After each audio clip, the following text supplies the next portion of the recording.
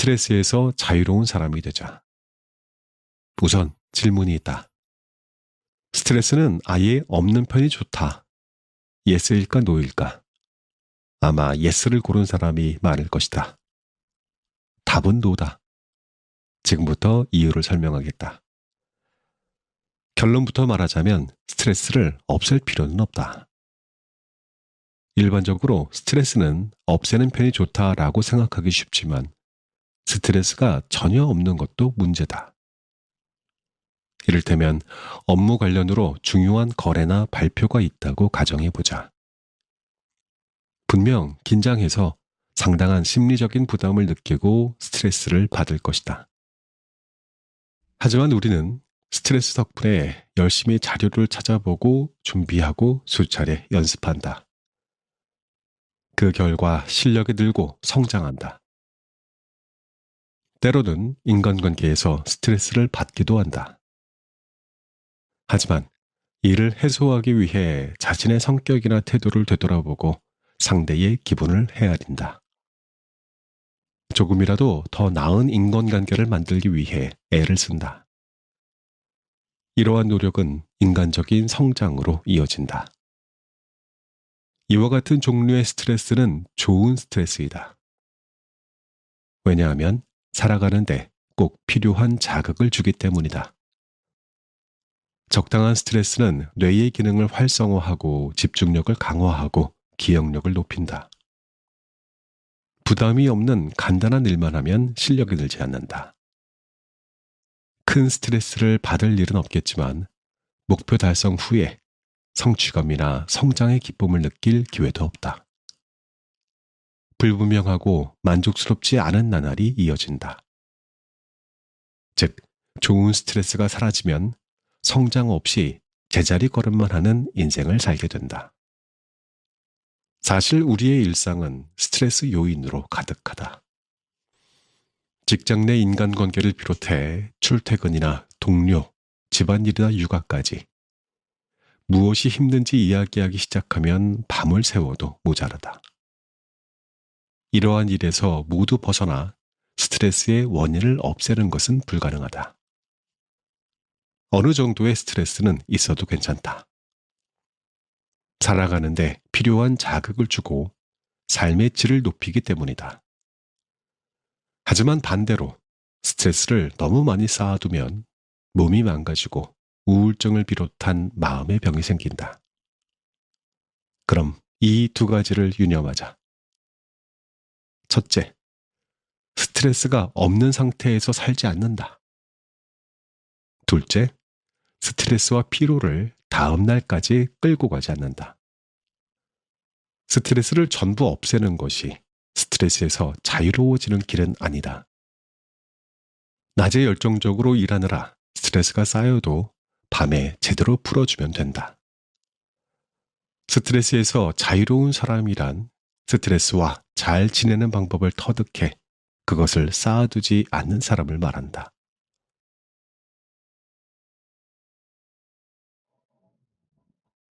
버티는 사람과 유연한 사람. 연장 근무와 야근을 일삼는 기업에서 근무하다가 불과 몇 달 만에 우울증에 걸리는 사람이 있다. 한편 같은 직장에서 몇 년을 일해도 아무 일 없이 잘 지내는 사람도 있다. 왜 이러한 차이가 생길까? 회복 탄력성이라는 심리학 용어가 있다. 회복력이나 복원력이라고도 부른다. 동일한 환경에서 같은 스트레스를 겪어도 사람마다 느끼는 방식이 다르다. 회복 탄력성이 높은 사람은 스트레스를 받아도 참고 견디다가 부러지기보다는 용수철처럼 제자리로 유연하게 돌아온다. 그러니 회복 탄력성을 받아 넘기는 힘이라고 불러도 좋을 것이다. 나는 마음의 유연성이라는 표현을 즐겨 쓴다. 마음이 꺾인다라는 말이 있는데 마음이 꺾이는 이유는 버티려고 하기 때문이다.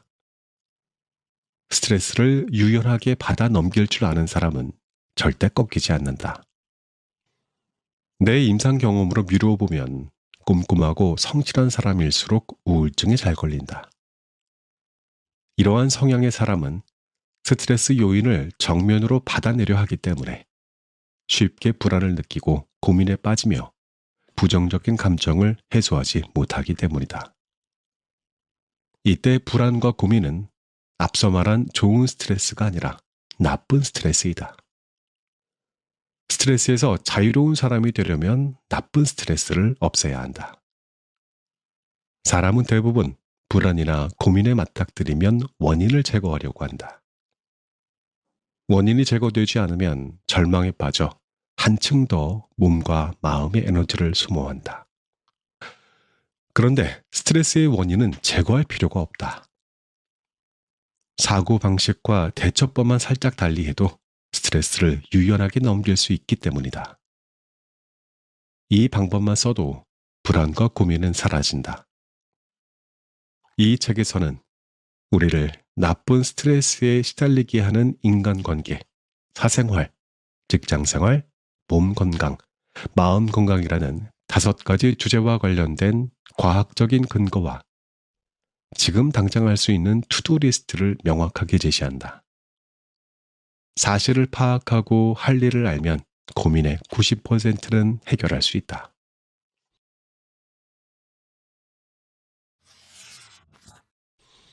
행동하면 불안이 사라진다. 왜 불안해하는 걸까? 어떠한 이유로 고민하거나 괴로워할 때면 반드시 불안이 따라붙는다. 심각하게 고민하고 있는 상황에서 불안을 느끼지 않는 경우는 아마 없을 것이다. 불안의 반대는 안심이므로 스스로 안심시키려면 고민은 해결해야 한다. 뇌과학적으로 불안의 본질이 무엇인지 알면 대처법은 명확해진다. 뇌과학적인 관점에서 보면 불안은 노르아드레날린이 분비되는 상태이다. 인간이 긴장, 불안, 공포의 감정을 느낄 때 뇌에서는 신경 전달 물질인 노르아드레날린이 분비된다. 노르아드레날린은 싸움 또는 도주에 쓰이는 물질로 불린다. 원시인이 맹수와 맞닥뜨린 장면을 상상해보자. 맹수는 이미 인간의 존재를 알아차리고 공격 태세를 취하고 있다. 인간은 싸우든가 달아나든가 둘 중 하나를 선택해야 한다. 멍하니 가만히 서 있다가는 죽음을 면치 못할 것이다. 싸울까 달아날까? 노르아드레날린이 분비되면 뇌가 예민해져서 집중력이 올라가고 앞으로 어떻게 하면 좋을지 순간적으로 판단할 수 있게 된다. 또한 노르아드레날린과 함께 아드레날린이 분비되면서 심장박동이 빨라지고 온 몸의 혈액이 빠르게 돌아 안절부절 못하는 상태에 빠진다. 온 힘을 다해 달아날까? 아니면 맹렬하게 싸워서 쓰러뜨릴까? 노르아드레날린이 일으키는 불안과 공포가 위기에서 벗어나는 에너지로 작용한다.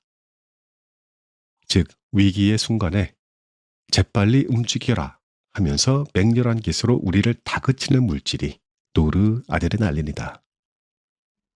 불안은 가만히 있으면 커지고 움직이면 가라앉는다.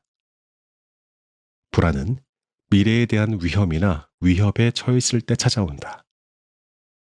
그리고 우리에게 빨리 몸을 움직여서 벗어나라고 소리친다. 그것이 불안의 생물학적인 존재 이유이다. 따라서 아무것도 하지 않고 방치할수록 불안은 더욱 강해진다. 이거 어떡하지? 어쩌면 좋지? 하고 고민을 할수록 불안은 커진다. 많은 사람이 고민을 안고 불안할 때 저지르는 실수는 어떡하지? 어떡하면 좋지? 하고 같은 생각을 반복하는 것이다.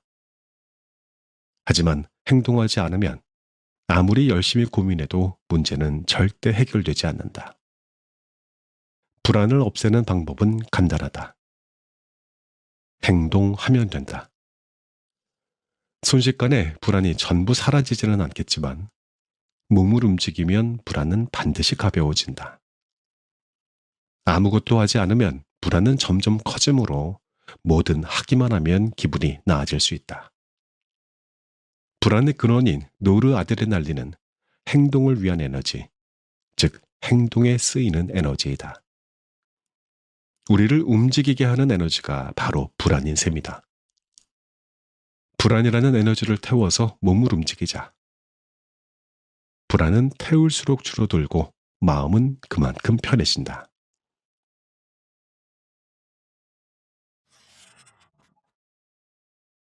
행동하면 현실이 달라진다.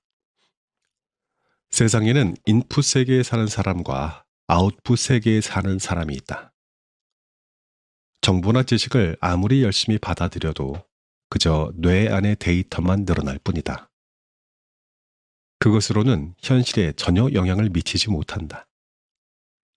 실제 변화도 일어나지 않고 자기 성장도 이룰 수 없다. 고민을 해결할 때도 마찬가지이다. 인터넷이나 책에서 대처법을 알아보면 약간의 아이디어는 얻을 수 있겠지만 소리내어 말하거나 글로 쓰거나 몸을 움직이지 않는다면 현실은 전혀 변하지 않고 상황도 나아지지 않는다. 인풋 세계에서만 살아간다면 불안은 계속되고 고민이나 문제도 해결되지 않는다. 소리내어 말하고 누군가와 어울리고 글로 써내자. 작은 행동을 하나씩 실천해야 불안이나 고민이 해소된다. 앞으로 어떻게 살고 어느 방향으로 나아갈지도 보이기 시작한다. 3가지를 실천하자. 막연하게 행동하라라고 하면 조금 어렵게 느껴질 수 있으므로 이 책에서는 확실하게 행동할 수 있는 대처법 투두 리스트를 제안하겠다. 예를 들어 매일 오전 11시까지 자는 환자에게 아침에 일찍 일어나세요 라고 말하면 그 즉시 못해요 라는 대답이 날아온다. 하지만 평소보다 15분만 일찍 일어나 보지 않으실래요?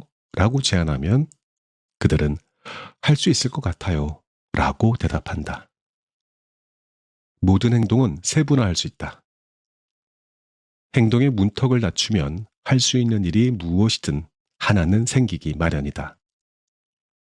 행동의 문턱 예시. 아주 일찍 일어난다. 평소보다 1시간만 일찍 일어난다. 평소보다 15분만 일찍 일어난다. 우리가 하는 고민 대부분은 대인관계, 소통, 사회생활에 관한 문제이다. 타인과 얽히는 가운데 생기는 문제를 가만히 방 안에 틀어박혀 고민해봤자 해결될 리가 없다. 고민은 행동하면서 해결해야 한다. 인풋 세계에서 정보만 모으고 있으면 끙끙대봤자 절대 아무것도 변하지 않는다. 그러니 일단 움직이자. 첫째, 말하기.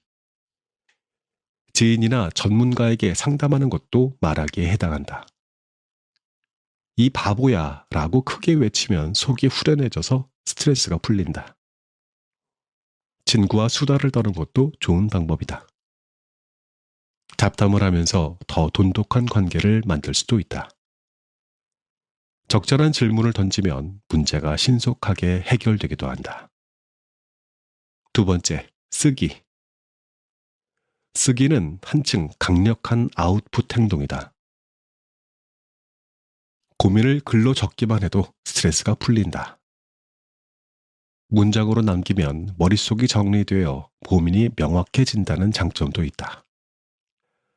매일 일기를 쓰면 스스로를 통찰하는 힘이 길러진다.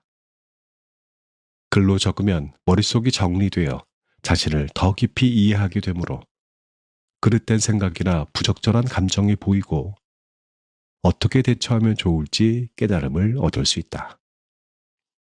3번째, 움직이기. 만일 강한 불안감이 도저히 가라앉지 않는다면 지금 당장 밖으로 나가서 100m를 전력 질주해보자. 마음이 꽤 개운해질 것이다. 불안은 뭐라도 하자라고 재촉하는 에너지이므로 온 힘을 다해서 무언가를 하면 줄어들거나 사라진다. 가장 좋은 방법은 운동이다. 운동을 하면 세로토닌이 활성화되어 노르아드레날린이 정상화된다. 머릿속이 진정되고 마음이 편해져 불안감이 가라앉는다. 마음이 불안하다면 우선 행동하자.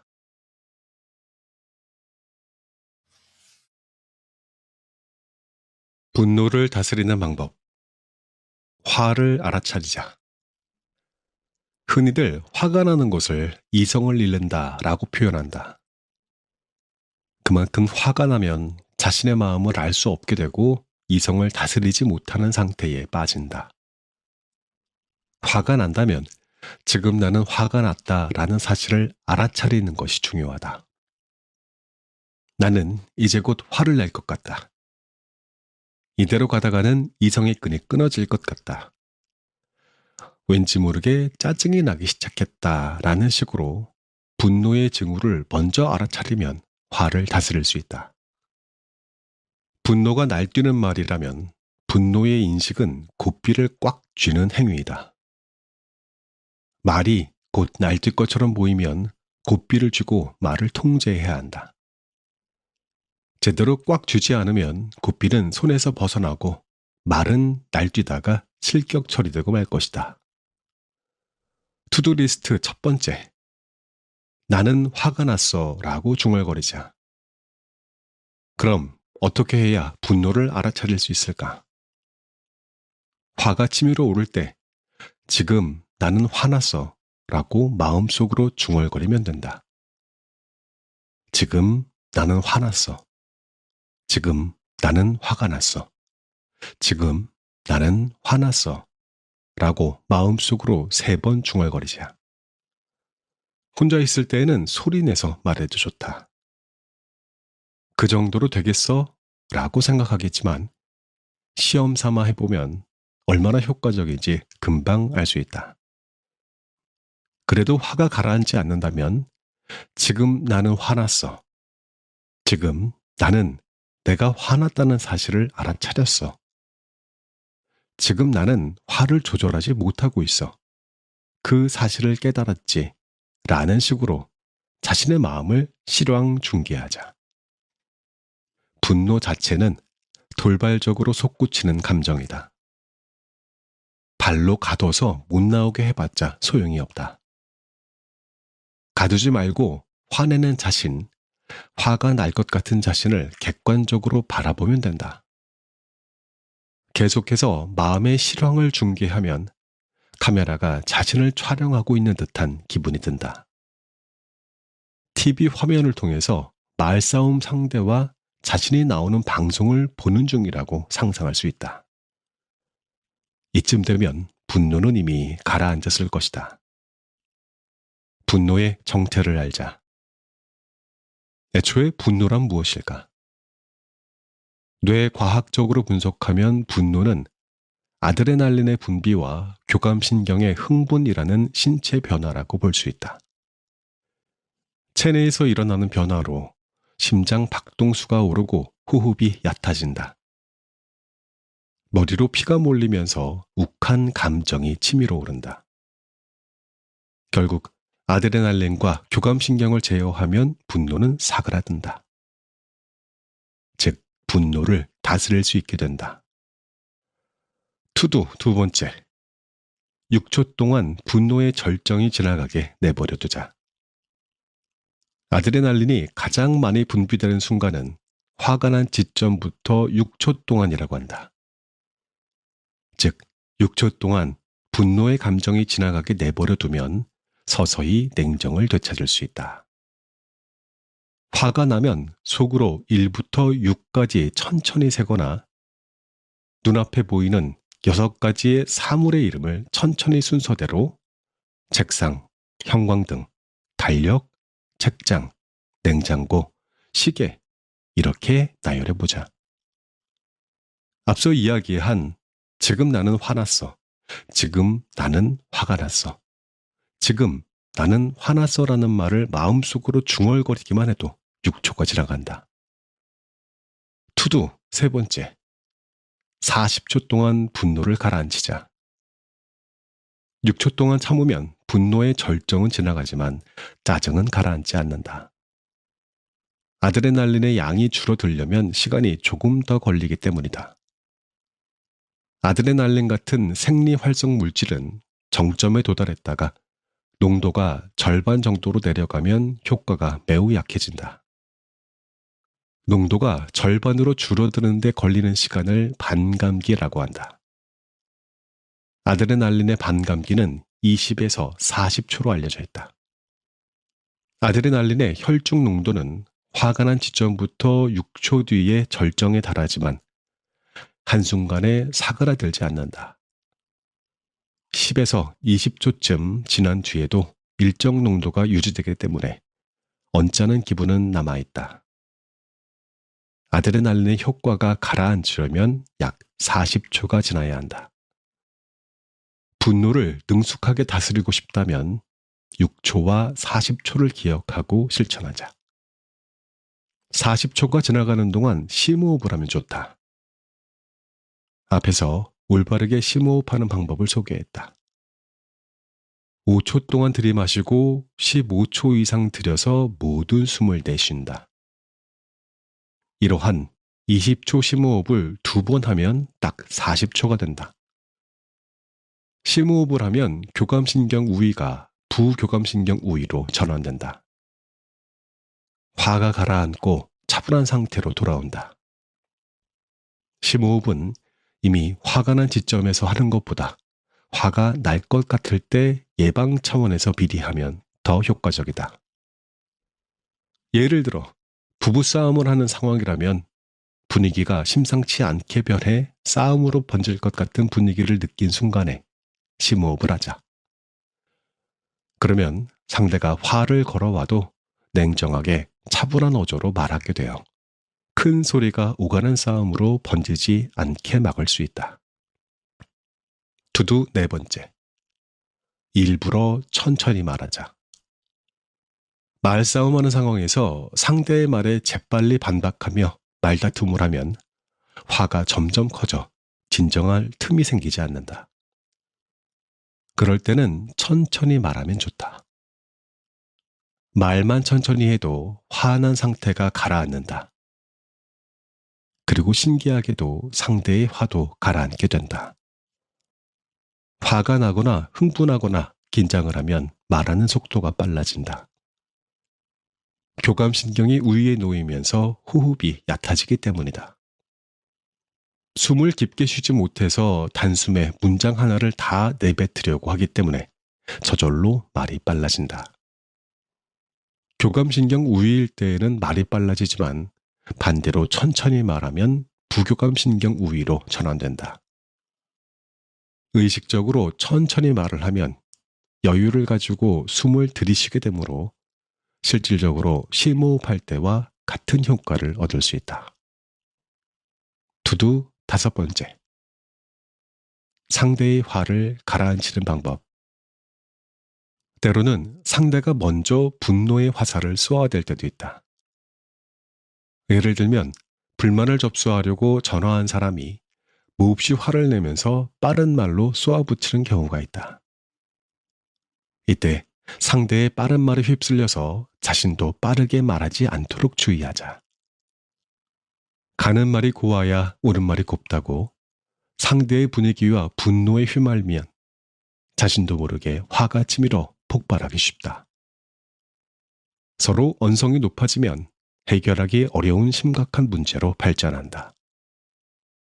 이러한 상황일수록 의식적으로 천천히 말하자. 상대의 페이스에 휘말리지 않으려면 평소 자신이 말하는 속도보다 30% 느리게 말하는 편이 좋다. 속도를 30% 줄이면 너무 느릴 거라고 생각할 수 있지만 듣는 사람은 크게 의식하지 못한다. 상대의 분노를 잠재우기에 딱 좋은 속도임을 기억해 두자. 감정의 줄다리기를 이용하자. 기본적으로 우리는 다른 사람의 감정에 전염된다. 바보야 라는 말을 들으면 똑같이 이 바보야 라고 맞받아치고 싶고 웃는 얼굴로 고맙습니다 라고 인사한 상대에게서는 웃으면서 저야말로 정말 고맙습니다. 라고 말하고 싶은 마음이 절로 든다. 뇌에 있는 거울 뉴런이라는 신경세포가 상대방을 따라하게 만들기 때문이다.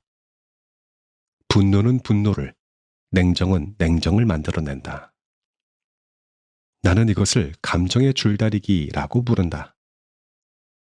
상대는 분노, 자신은 냉정의 끈을 쥐고 있다. 두 사람이 줄다리기를 하면 강한 쪽이 이긴다. 심호흡과 천천히 말하기로 냉정을 유지하면 상대의 분노는 가라앉는다. 줄다리기에서 반드시 분노가 이기라는 법은 없다. 정신과에는 감정이 불안정하고 마구 소리 지르는 사람이 가끔 찾아온다. 하지만 환자의 분노에 휩쓸리지 않고 1분 정도 냉정을 유지하면 상대도 차분해진다. 그리고 5분쯤 지나면 평범하게 대화를 할 수 있게 된다.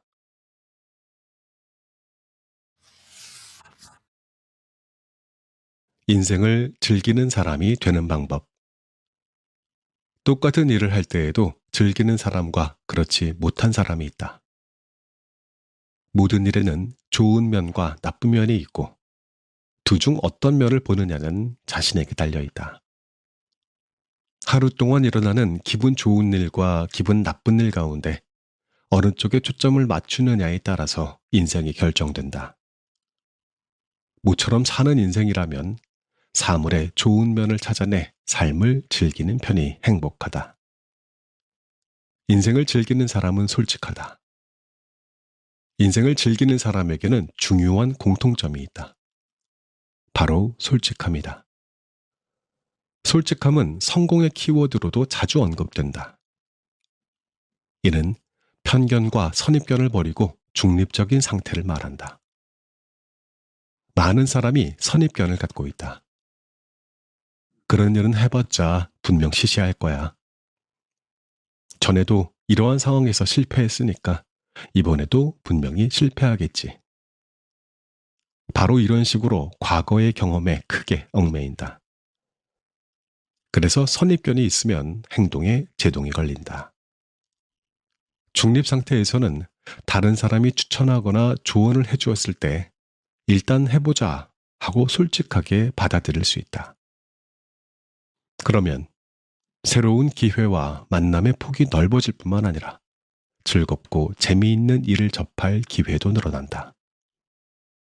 선입견이 강하면 수많은 기회를 잃고 지금과 다름없는 일상을 반복한다. 그러한 삶에서는 즐겁고 재미난 사건이 벌어질 수 없다. 중립이 아닌 상태일 때 아무리 대단한 정보를 들려주어도 뇌에서는 그 정보를 차단한다. 한 귀로 듣고 한 귀로 흘려보낸다. 솔직해지고 싶다면 무엇이든 일단 해보자 라고 생각하자. 누군가가 이 책 재미있어 라고 말하면 일단 읽어보자. 그 영화 엄청나더라 라고 하면 일단 한번 보자. 이번 모임에 꼭 와 라고 권유받으면 일단 가보는 거다. 선입견을 걷어내고 상대의 추천이나 권유를 믿고 받아들여보자. 그 앞에는 기회와 만남이 무한히 펼쳐져 있다. 즐겁고 재미난 일은 뜻밖의 장소에서 자주 오는 법이다. 투두리스트 첫 번째.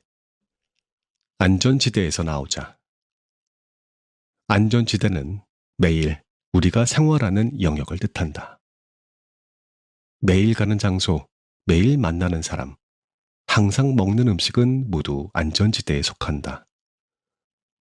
매일 일상에서 재미가 없다고 느낀다면 현재의 안전지대 안에 즐거운 일이 없기 때문이다.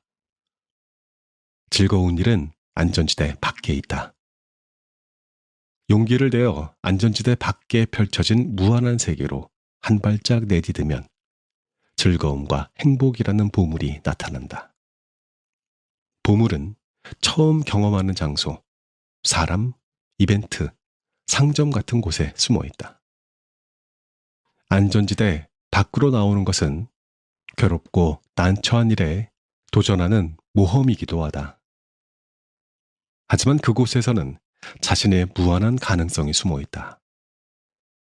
즐거운 인생을 위해 용기 내어 한 발짝만 내디뎌 보자. 투두 두 번째, 위시리스트를 작성하자. 안전지대 이야기가 자신의 바깥으로 나아가는 접근법이라면 자신의 내부에 집중하는 접근법도 있다. 자신이 무엇을 즐거워하는지, 무엇을 하고 싶은지, 무엇을 표현하고 싶은지, 무엇을 갖고 싶은지를 분명히 해야 한다. 그러기 위해서는 위시리스트를 쓰기를 추천한다. 위시리스트는 1년마다 되돌아보고 어디까지 달성했는지 평가한 다음 업데이트를 하자. 나는 위시리스트에 적은 내용을 1년의 절반 이상, 3년에 70에서 80% 정도 이루어 왔다. 쓰고 싶은 만큼 실컷 쓴 소망, 꿈, 목표 중에서 70에서 80%이니 절대 적지 않은 양이다. 그렇다면 어째서 위시리스트를 쓰기만 했을 뿐인데 바라는 일이 이루어질까? 내가 하고 싶은 일에 안테나를 세우기 때문이다. 예를 들어 하와이에 가고 싶다라는 내용을 적었다고 가정해보자. 어느 날 친구가 나 여름 휴가에는 하와이에 가고 싶어 라고 말한다면 자신도 그럼 같이 가자 라고 바로 반응할 수 있다. 만약 위시리스트에 소망을 적어놓지 않았다면 하와이 이야기 정도에서 끝이 나버린다. 위시리스트를 적어놓으면 관련 정보가 눈에 들어와 실현하는 속도가 더 빨라진다. 사람들은 연말 연시가 되면 새해 목표를 정한다. 그때 뭘 하면 좋을지 계획을 짜는 사람은 드물지 않을까 싶은데 반드시 적기 바란다. 나는 1년에 영화 120편 보기, 1년에 6주는 해외에서 보내기 같은 올해의 놀이 계획을 세운다. 아침마다 그날의 투두리스트를 적는 사람이라면 오늘 할 놀이도 같이 적어두자. 저녁 7시부터 영어 관람을 적으면 7시 전까지는 무조건 일을 마쳐야 한다는 긴박감이 생겨 일 처리 속도가 빨라지고 결국 놀 수 있게 된다. 평일에 무슨 수로 영화를 보겠어 라는 선입견에 사로잡힌 사람은 평생 가도 변하지 않는다. 올해의 놀이 계획, 오늘 할 놀이를 쓰면 놀 기회가 늘어날 뿐만 아니라 일 처리 효율도 높아진다.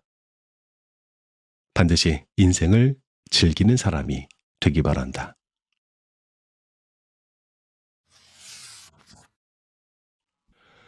본문의 내용을 되짚어보면서 행복한 삶을 꾸리기 위해 가장 중요하면서도 본질적인 7가지 핵심을 정리해보았다. 첫째, 이대로도 좋아 라고 입버릇처럼 말하자. 나는 정신과 의사로서 누군가에게 조언할 때 상대를 부정하지 말자, 상대를 긍정하자라고 다짐한다. 사람들은 대부분 자신의 부족한 부분에만 집중해 스스로를 탓하고 상처 입힌다. 무의식 중에 점점 자기 자신을 부정하고 스트레스를 만들어낸다. 지금 자신의 모습만으로도 아주 괜찮다. 이대로도 좋아 라고 생각하는 순간 자기 부정의 세계에서 자기 긍정의 세계로 옮겨갈 수 있다. 자신이 할 수 있는 일을 가능한 범위 내에서 실행하자. 자기 나름대로 최선을 다하고 있다면 그대로도 괜찮다. 이대로도 좋아. 지금의 나로 괜찮아 라고 말하며 스스로를 인정해주자. 두 번째, 지금에 초점을 맞춰 살자. 누구나 과거를 떠올리면 후회에 시달리고 미래를 생각하면 불안해서 발전하지 못한다. 좀처럼 앞으로 나아가지 못하는 까닭은 지금에 초점을 맞추지 않기 때문이다. 저도 모르게 과거나 미래의 일을 생각한다면 지금을 관찰하는 것에 집중하자. 오늘 할 일을 오늘 해나가자. 이것만으로도 충분하다. 이 책에서 자신이 할 수 있는 투두리스트를 찾아내 실행에 옮기는 일을 생각하자. 고작 하루 만에 새롭게 다시 태어날 수는 없다. 매일 꾸준히 작은 행동, 소소한 실천을 쌓아가야 한다. 처음에는 거북이 걸음일지라도 꾸준히 계속하면 반드시 괴로운 상황에서 벗어날 수 있다. 지금 내가 할 수 있는 일은 무엇일까? 그것으로 투두 리스트를 만들어 실행에 옮기자. 셋째, 스스로 결정한 자신의 인생을 살자. 부모가 원하는 대로 산다. 남의 눈치를 살핀다. 남과 자신을 비교한다. 남과 똑같지 않으면 마음이 놓이지 않는다. 이것들은 모두 남의 인생을 사는 사람들의 특징이다. 아들러 심리학에서는 남의 인생을 사는 것을 타자의 삶의 방식으로 본다. 하고 싶은 일, 나아가고 싶은 길을 결정하는 중요한 때에 남에게 의존하면 그 순간에는 편하겠지만 시간이 흐른 뒤에는 분명히 후회해야 한다. 자신의 진짜 속마음과는 다른 결정을 내렸기 때문이다. 우리는 자신의 인생을 살아야 한다. 절대 어렵지 않다. 아주 사소한 일이라도 스스로 결정하는 버릇을 들이면 된다. 일단 평소에 혼자 생각할 시간, 상담 상대, 노트나 메모지 같은 도구를 갖춰두자. 준비를 마쳤다면 자신의 생각과 기분을 말이나 글로 전달하는 아웃풋 습관을 만들어 나가자. 아웃풋 능력을 단련하면 자신의 인생을 살 수 있다. 네 번째, 자신을 소중히 여기며 살자. 자신과 가족을 소중히 여기자. 열심히 일하는 것은 그 다음이다. 이렇게 우선순위를 명확히 해두는 것이 중요하다. 나는 3년 동안 미국에서 유학 생활을 하면서 이 사실을 깨달았다. 주변 미국인 중에는 일 때문에 자신이나 가족과 보내는 시간을 희생하는 사람이 거의 없었다. 자기 자신과 가족을 희생해가면서 필사적으로 일하는 것만큼 주객이 전도된 경우가 또 있을까? 그렇게 살면 몸과 마음이 병들고 가족 간 소통에 금이 가서 배우자와 갈라서거나 자식과 멀어지게 될 수 있다. 아무리 일에서 성공을 해도 병이 나거나 가정이 무너지면 아무런 소용이 없다. 자신을 소중히 여기라 라는 말은 자신의 건강을 소중히 여겨라 하는 뜻이기도 하다. 7시간 이상 수면, 일주일에 150분 이상의 운동, 아침 산책을 착실히 실행에 옮기자. 이 단순한 실천법이 바로 인생을 행복하게 하는 법칙이다. 5번째, 자신이 먼저 마음을 열고 솔직해지자. 스스로 결정해서 자신의 인생을 살라는 말은 남을 거스르고 무시하며 외롭게 살라는 뜻이 아니다. 남의 의견을 참고한 뒤 최종 결정은 직접 해야 한다. 이 순서를 지키는 것이 중요하다. 남에게 상담하고 제3자의 의견을 참고하면 더 올바르게 판단하고 결정하는 데 도움이 된다. 나는 가끔 친구, 회사를 포함한 타인에게 속내를 털어놓지 못한다는 고민을 많이 듣는다. 신뢰관계는 처음부터 갑자기 100%로 오르지 않는다. 우선 자신이 먼저 마음을 열어야 서로의 깊은 관계를 쌓아갈 수 있다. 몸이나 마음의 건강에 관한 고민은 반드시 전문가에게 상담해야 한다. 의사를 대할 때에도 마찬가지이다. 주치의를 신뢰하고 마음을 열고 속내를 털어놓아야 회복의 길로 갈 수 있다. 진심으로 신뢰하는 사람에게 마음을 털어놓자. 그렇게만 해도 우리를 괴롭히는 고민의 불안은 90% 해결된다. 6번째, 행동하면서 생각하자. 불안과 고민이 사라지지 않는 이유는 멈춰선 채로 생각하기 때문이다. 오로지 생각과 고민에만 매달리면 앞으로 나아가지 못한다. 상황은 더욱 나빠지고 고민은 더 부풀어 오른다. 부정적인 감정을 떨쳐내고 앞으로 나아가려면 자신이 할 수 있는 투두 리스트를 찾은 다음 행동하면서 생각하는 것이 중요하다. 뭐든 일단 해보자. 소소한 일이라도 괜찮다. 갑자기 거창한 일을 하려고 하면 진도가 나가지 않는다. 진로나 인생의 의미는 나중에 삶을 되돌아보면서 깨닫는 것이다. 7번째, 하루를 긍정적으로 마무리하자. 일이 바빠서 죽을 것 같아. 내 삶은 왜 이리 불행할까? 이러한 생각이 드는 상황에서도 관점을 바꾸면 행복이 보인다. 우선 병에 걸리지 않았고 월급을 받을 수 있는 상태일 것이다. 누구나 매일같이 즐겁고 좋은 일과 괴롭고 힘든 일을 모두 겪는다. 중요한 것은 어느 쪽에 초점을 맞추느냐이다. 사업에 크게 성공해서 부자가 되어도 부정적인 사건에만 주목하면 행복을 느끼지 못한다. 하루를 마무리하면서 즐겁고 좋았던 일에 초점을 맞추는 사람이 즐겁고 행복한 삶을 살 수 있다.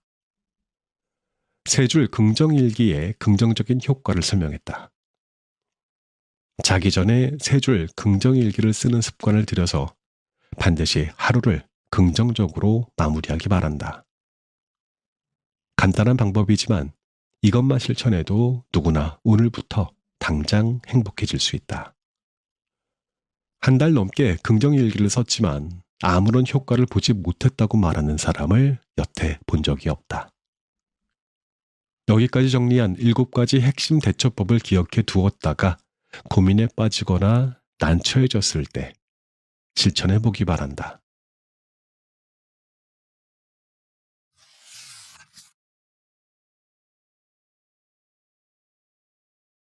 이 책의 낭독은 여기까지 하겠습니다. 진짜 실용적이죠. 지금까지 들려드린 내용에 대한 요약을 또 해볼 텐데요. 자, 실천하지 않으면 실용적이고 나발이고 다 필요 없습니다. 내가 한 주 동안 실천해 볼 만한 거 딱 하나만 짚으면 됩니다. 여러 개 하려다가 잊어먹고 다 놓치지 말고요. 지금부터 요약 정리하는 거 잘 들어보시면서 딱 하나만 찾아보는 거예요. 내가 일주일 동안 실천할 것. 아셨죠? 이 책은 스트레스를 바라보는 새로운 관점과 함께 우리의 일상에서 바로 실천할 수 있는 다양한 방법들이 제시됩니다. 많은 사람들이 스트레스를 완전히 없애야 한다라고 생각하지만 저자는 좋은 스트레스와 나쁜 스트레스를 구분하고 스트레스를 없애는 게 아니라 잘 관리하는 방법에 초점을 맞추고 있습니다. 책의 첫 부분에서는 스트레스의 본질에 대해서 설명을 했어요. 모든 스트레스가 다 나쁜 것은 아니다. 좋은 스트레스가 더 많으며 중요한 것은 스트레스를 쌓아두지 않는다는 것이죠. 가장 중요한 문장입니다. 스트레스에서 자유로운 사람이란 스트레스가 없는 사람이 아니라 그것과 잘 지내는 방법을 알고 있는 사람이라는 것입니다. 거기에 대한 실천 가능한 핵심 대처법이 있었습니다. 첫 번째, 불안 다스리기. 자, 행동으로 불안을 해결하라 라는 이야기였습니다. 3가지가 있었죠. 말하기, 쓰기, 움직이기. 두 번째, 분노를 관리하는 방법이 독특했습니다. 자, 6초와 40초의 법칙이었습니다. 분노는 아드레날린의 분비와 교감신경의 흥분으로 인한 신체 변화라는 것입니다. 책에서 제시했던 관리법은 아래와 같았지요. 첫째, 알아차리기. 나는 지금 화났어 라고 마음속으로 3번 중얼거리면서 자신의 감정을 인식합니다. 또 6초 동안 참기. 아드레날린이 가장 많이 분비되는 시간이 바로 6초라고 합니다. 이 시간을 견디면 분노의 절정은 지나가는 겁니다. 그 다음 40초 가라앉히기. 그 그 반감기가 20초에서 40초라고 했죠. 심호흡을 통해서 이 시간을 견디면 화가 가라앉는다고 합니다. 그리고 마지막, 천천히 말하기. 평소보다 30% 느리게 말하면 자신의 화도, 상대의 화도 가라앉히는데 도움이 됩니다. 세 번째, 인생 즐기기. 요즘 제가 가장 큰 화두로 생각하고 있는 것 중에 하나입니다. 안전지대에서 벗어나기. 삶을 즐기는 사람들의 공통점은 솔직함과 선입견 없음이라고 했습니다. 그 실천 방법은 안전지대에서 벗어나기. 매일 가는 장소, 만나는 사람, 먹는 음식에서 벗어나서 새로운 경험을 할 것. 위시리스트를 작성하는 것도 좋은 방법이었습니다. 내가 하고 싶은 일, 갖고 싶은 것들을 구체적으로 적어두면 실현 가능성이 높아집니다.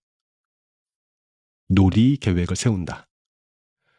1년에 영화 120편 보기, 책을 몇 권 이상 읽기, 또 6주는 해외에서 보내기와 같은 놀이 계획을 세워보는 것입니다.